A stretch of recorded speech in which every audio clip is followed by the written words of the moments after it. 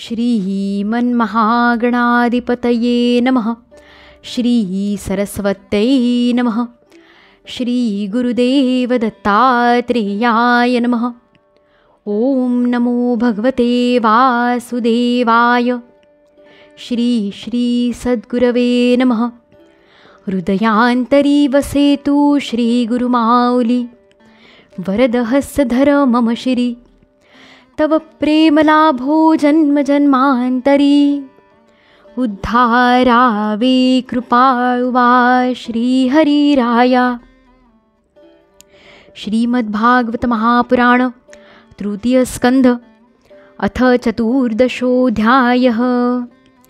दितीची गर्भधारणा। श्री शुकदेव म्हणाले, राजन, विशिष्ट हेतूने वराह बनलेल्या श्रीहरींची मैत्रेयांच्या तोंडून कथा ऐकूनही भक्तीचे व्रत धारण केलेल्या विदुराची पूर्ण तृप्ती झाली नाही, म्हणून त्याने हात जोडून पुन्हा एकदा विचारले. विदुर म्हणाला, मुनिवर, आम्ही आपल्याकडून ऐकले की आदिदैत्य हिरण्याक्षाला भगवान यज्ञमूर्तींनीच मारले. ब्रह्मन ज्यावेळी भगवान सहजपणे पृथ्वीला आपल्या दाढेवर ठेवून वर काढीत होते, त्यावेळी त्यांचे आणि दैत्यराज हिरण्याक्षाचे युद्ध कशासाठी झाले? मैत्रेय म्हणाले, विदुरा, तुझा प्रश्न मोठा सुंदर आहे, कारण तू श्रीहरीच्या अवतार कथासंबंधीच विचारित आहेस. या कथा मनुष्यांचे मृत्युपाश तोडणाऱ्या आहेत. पहा ना, उत्तानपादाचा पुत्र ध्रुव हा लहानपणीच श्री नारदांनी सांगितलेल्या हरिकथेच्या प्रभावाने मृत्यूच्या डोक्यावर पाय ठेवून भगवंतांच्या परमपदावर आरूढ झाला होता. पूर्वी एकदा देवांनी प्रश्न विचारल्यावरून श्री ब्रह्मदेवांनी त्यांना हाच इतिहास सांगितलेला मी ऐकला आहे. विदुरा, एकदा दक्षाची मुलगी दिती हिने पुत्रप्राप्तीच्या इच्छेने कामातूर होऊन तिन्ही सांजेच्या वेळीच आपले पती मरीचीनंदन कश्यपांच्या सहवासाची कामना केली. त्यावेळी कश्यप अग्नी हीच जिव्हा असलेल्या भगवान यज्ञपतींच्या पायसाच्या आहुती देऊन सूर्यास्ताचे वेळी अग्निशाळेत ध्यानस्थ बसले होते. दिती म्हणाली, अहो विद्वन, उन्मत्त झालेला हत्ती जसा केळीचे झाड चुरगळून टाकतो, त्याचप्रमाणे हा धनुर्धर कामदेव अबला असलेल्या मला जबरदस्तीने तुमच्यासाठी बेचैन करीत आहे. आपल्या पुत्रवती सवतींचे सुख पाहून मी ईर्षेने जळत आहे, म्हणून आपण माझ्यावर कृपा करा, आपले कल्याण असो. ज्यांच्या गर्भातून आपल्यासारखा पती पुत्ररूपाने जन्म घेतो, त्याच स्त्रिया आपल्या पतींपासून सन्मानित समजल्या जातात. त्यांचे सुयश जगात सगळीकडे पसरते. आमचे वडील प्रजापती दक्ष यांचे आपल्या मुलींवर अतिशय प्रेम होते. एकदा त्यांनी आम्हा सर्वांना स्वतंत्रपणे बोलावून विचारले की आपला पती कोण असावा असे तुम्हास वाटते? ते आपल्या मुलींची काळजी घेणारे होते, म्हणून आमच्या भावना जाणून त्यांनी आमच्यापैकी 13 कन्यांचा गुण आणि स्वभावाला अनुरूप अशा आपल्याशी विवाह लावून दिला. म्हणून हे मंगलमूर्ती, हे कमलनयन, आपण माझी इच्छा पूर्ण करावी, कारण हे महत्तम दीनजनांचे आपल्यासारख्या महापुरुषांकडे जाणे निष्फळ होत नाही. विदुरा, कामाच्या अतिवेगाने दिती अत्यंत बेचैन झाली होती.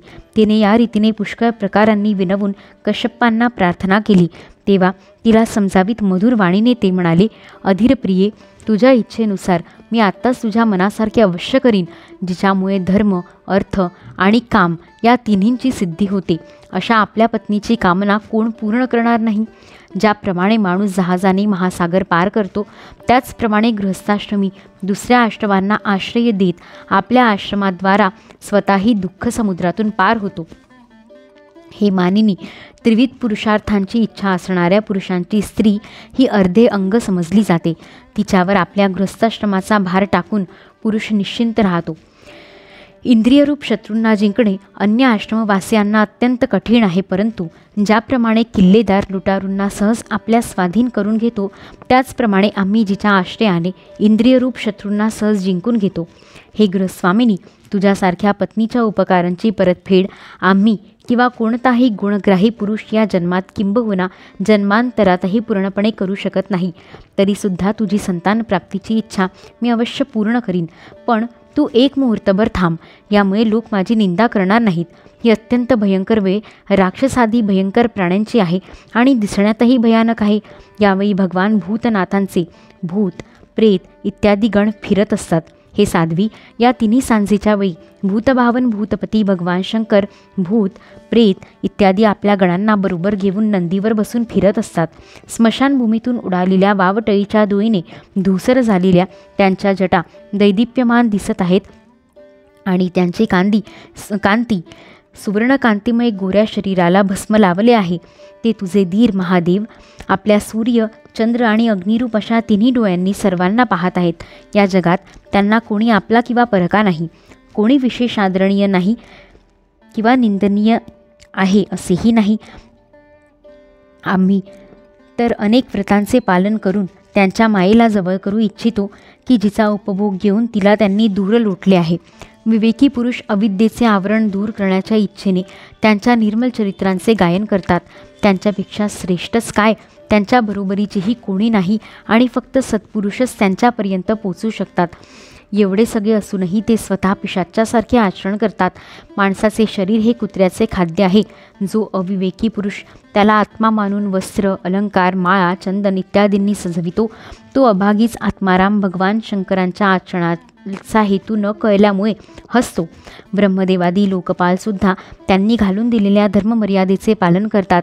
तेच या विश्वाचे अधिष्ठान आहेत आणि ही मायासुद्धा त्यांच्याच आज्ञेचे पालन करते.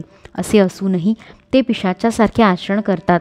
अहो, त्या जगद्व्यापक प्रभूची ही अद्भुत लीला काही समजत नाही. मैत्रेय म्हणाले, पतीने अशा प्रकारे समजावल्यानंतरही कामातूर झालेल्या दितीने वेश्येप्रमाणे निर्लज्ज होऊन ब्रह्मर्षी कश्यपांच्या वस्त्राला हात घातला. अशा निंदकर्मासाठी आपल्या पत्नीचा हट्ट पाहून कश्यपांनी दैवाला नमस्कार केला आणि एकांतात तिच्याशी समागम केला. नंतर त्यांनी स्नान करून प्राणायाम केला आणि मौन धारण करून विशुद्ध सनातन तेजाचे ध्यान करीत ते गायत्री जप करू लागले. विदुरा, दितीला सुद्धा त्या निंदकर्माविषयी लाज वाटू लागली आणि ब्रह्मर्षीच्या जवळ जाऊन खाली मान घालून ती म्हणू लागली. दिती म्हणाली, ब्रह्मन, भगवान रुद्र भूतांचे स्वामी आहेत.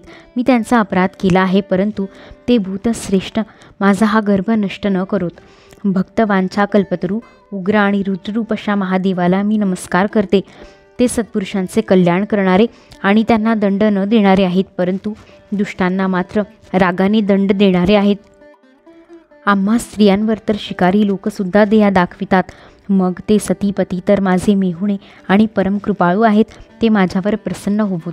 मैत्रेय म्हणाले, सायंकालीन संध्यावंदन आदी झाल्यावर प्रजापती कश्यपांनी पाहिले की दिती थरथर कापत आहे आणि आपल्या संतानाच्या लौकिक पारलौकिक उन्नतीसाठी प्रार्थना करीत आहेत. तेव्हा ते तिला म्हणाले.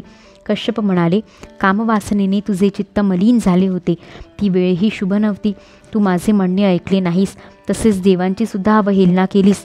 हे मंगल स्त्रिये, तुला 2 अमंगळ आणि अधमपुत्र उत्पन्न होतील. ते वारंवार संपूर्ण लोक आणि लोकपालांना आपल्या अत्याचारांनी रडवतील.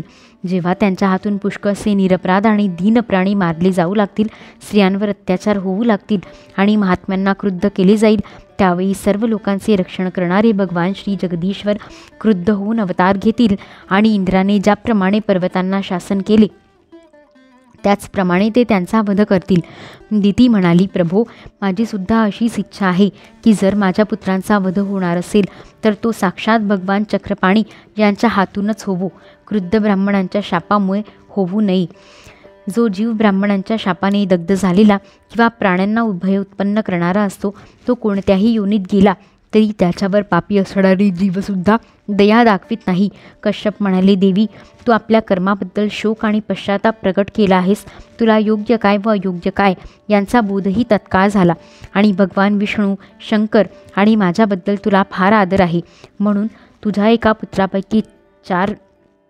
एका पुत्राच्या 4 पुत्रांपैकी एक असा होईल की सत्पुरुषसुद्धा ज्याचा सन्मान करतील आणि ज्याचे पवित्र यश भक्तजन भगवंतांच्या गुणांसह गातील. ज्याप्रमाणे अशुद्ध सोने वारंवार तापवून शुद्ध केले जाते, त्याप्रमाणे साधुजन त्याच्या स्वभावाचे अनुकरण करण्यासाठी निर्वैरता इत्यादी उपायांनी आपले अंतःकरण शुद्ध करतील. ज्यांच्या कृपेमुळे त्यांचेच स्वरूपभूत असणारे हे जग आनंदित होते, ते स्वयंप्रकाश भगवानसुद्धा त्याच्या अनन्य भक्तीने संतुष्ट होतील. जो मुलगा मोठा भगवत भक्त प्रभावशाली आणि महान पुरुषांनाही पूज्य होईल.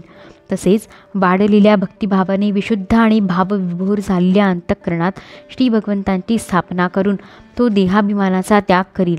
तो विषयात अनासक्त, शीलवान, गुणांचे भांडार तसेच दुसऱ्यांच्या समृद्धीत सुख आणि दुःखात दुःख मानणारा होईल.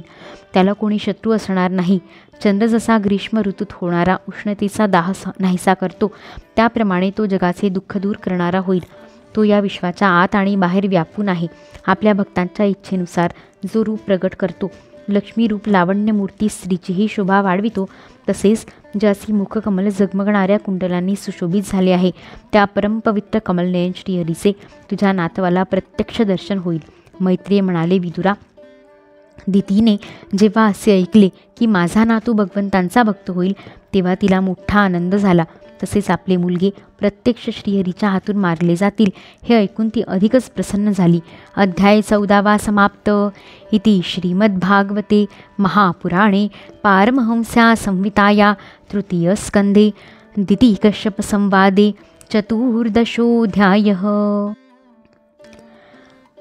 यदक्षरपदभ्रष्टं मात्राहीनं तु यद्भवेत् तत्सर्वं क्षम्यतां देव नारायण नमोऽस्तु ते.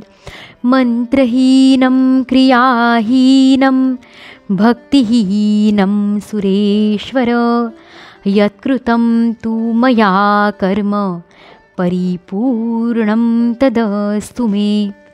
भवे भवे यथा भक्तिः पादयोस्तव जायते तथा कुरुष्व देवेश नाथस्त्वं नो यतः प्रभो.